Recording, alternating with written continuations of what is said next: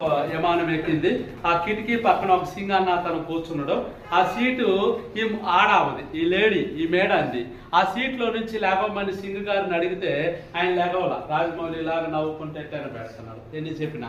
So ఒకవేళ తెలుగు రాదేమో అని ఇంగ్లీష్ ఆయన వచ్చి ఇంగ్లీష్ లో చెప్పాడు, ఈ సీట్ నీది కాదని, ఆయన ఆమెదే అని.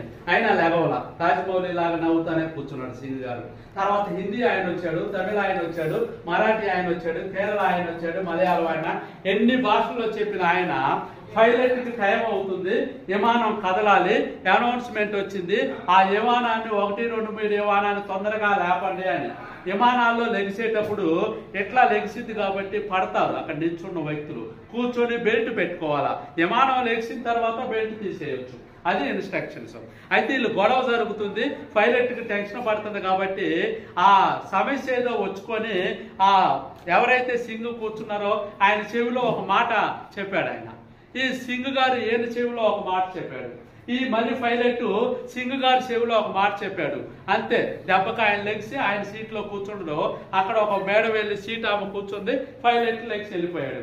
అక్కడ విమానంలో ఉన్న వాళ్ళందరికీ టెన్షన్ వస్తా ఉంది. ఇన్ని భాషల్లో చెప్పిన లేగమని ఆయన పైలట్ ఏ భాషలో చెప్పాడు, ఏం చెబితే లెగిసాడు అనే టెన్షన్ అయింది. ఒకళ్ళైతే షుగర్ ఉందంట, వెళ్ళి వస్తా ఉంటారు తేపకి. అది తేలిందాక ఏదో బ్రహ్మానందం పెదరాయుడు సినిమాలో పట్టు అలా వెళ్ళి వస్తా ఉంటుంటే, ఎందుకు నాయన ఒకళ్ళిద్దరిని లీడర్లుగా ఎన్నుకుందాం, ప్రెసిడెంట్ వైస్ ప్రెసిడెంట్ అని, వాళ్ళిద్దరు వెళ్ళి పైలట్ దగ్గరికి వెళ్ళి అడిగినా పోండి, ఎంతసేపు పడతాం ఈ పూట అని టెన్షన్ అని అడిగితే పైలట్ దగ్గరికి వెళ్ళారు. ఏది వచ్చారంటే ఏమి లేదు, నేను తమిళలో చెప్పా, ఇంగ్లీష్లో చెప్పా, మరాఠీలో చెప్పా, కన్నడలో చెప్పా, అన్ని భాషల్లో చెప్పిన లేగమని సింగు, నువ్వు చెవులో ఏం చెప్పావు, ఆయన నీ చెవులో ఏం చెప్పాడు, ఆయన చెవిలో నువ్వేం చెప్పావు, ఆయన ఎందుకు లేచాడు అది ఒక్కటి చెప్పానట. అంతే, ఆయన చెప్పాడు, నేను చెవిలో సింగు గారు నువ్వు ఎక్కడికి వెళ్ళాలి అని అడిగాను, నేను ఇంగ్లాండ్ వెళ్ళాలి అన్నాడు. నేను చెవిలో ఈ సీటు పోద్ది ఇంగ్లాండ్, ఆ సీటు పోద్ది అని చెప్పాడు.